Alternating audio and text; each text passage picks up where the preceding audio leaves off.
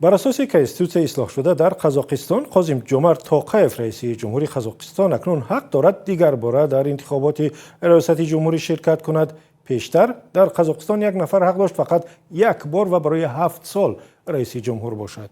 اصلاح کنستیتوسیا چند پیش بدون مخالفت‌های سیاسی صورت گرفت. تحلیلگران میگویند سبب این است که در قزاقستان و بقیه کشورهای آسیا مرکزی دیگر رقابت حقیقی سیاسی بسیار کم به نظر می رسد. دایر به این موضوع قبل از برنامه صحبتی داشتم با همکارم خیرمان بقازاده و نخست از او خواستم نظر تحلیلگران را برای ما و شما در این باره خلاصه کند.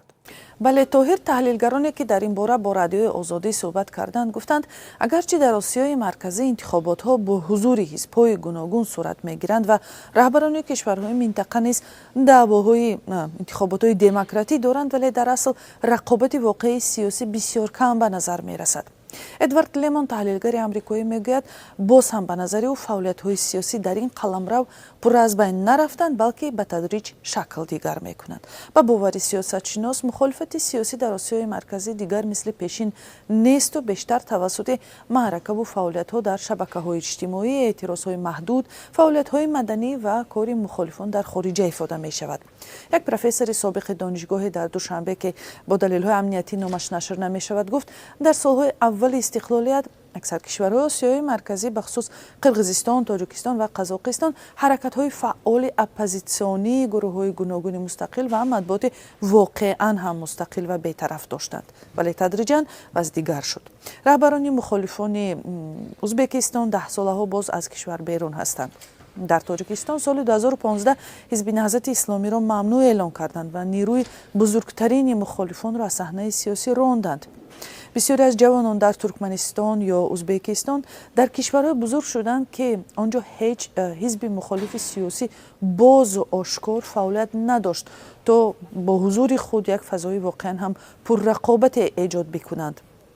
حتی قرقیزستان که بعد از چندین شورش و انقلاب‌های مردمی سال 2005 نام جزیره دموکراتی را به خود گرفته بود، سال آخر تدریجاً فضای سیاسی آزادش را از دست می‌دهد. در این کشور حالا نه تنها فعالان سیاسی بلکه روزنامه‌نگاران و بلاگرها هم با فشار افزاینده روبرو هستند و تا کنون چندین نفر به زندان انداخته شدند.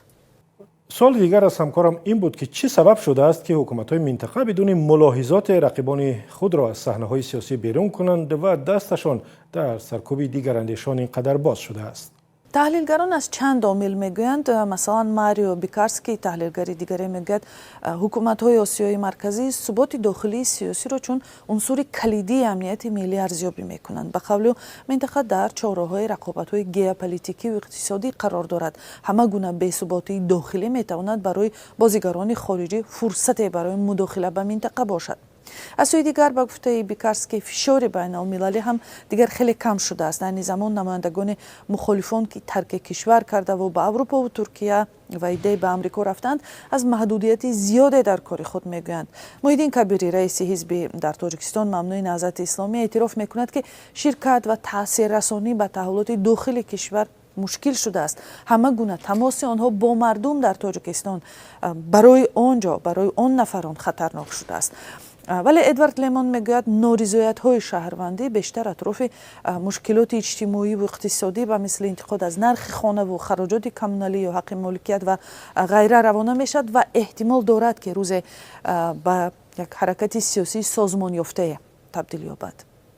همکارم خیرمان بقازاده درباره حضور کمی مخالفان در صحنه‌های سیاسی در کشورهای آسیای مرکزی صحبت میکرد. گزارش تحلیلی با نظرهای دیگر را میتوانید در وبسایت azadi.org بخوانید. سلام، اگر خط و خبر میخواهید ما داریم. نوید بامدادی، سرخط خبرها، اخبار تاجیکستان و جهان، گزارش‌ها و تحلیل‌ها. چی می‌گذرد و چرا؟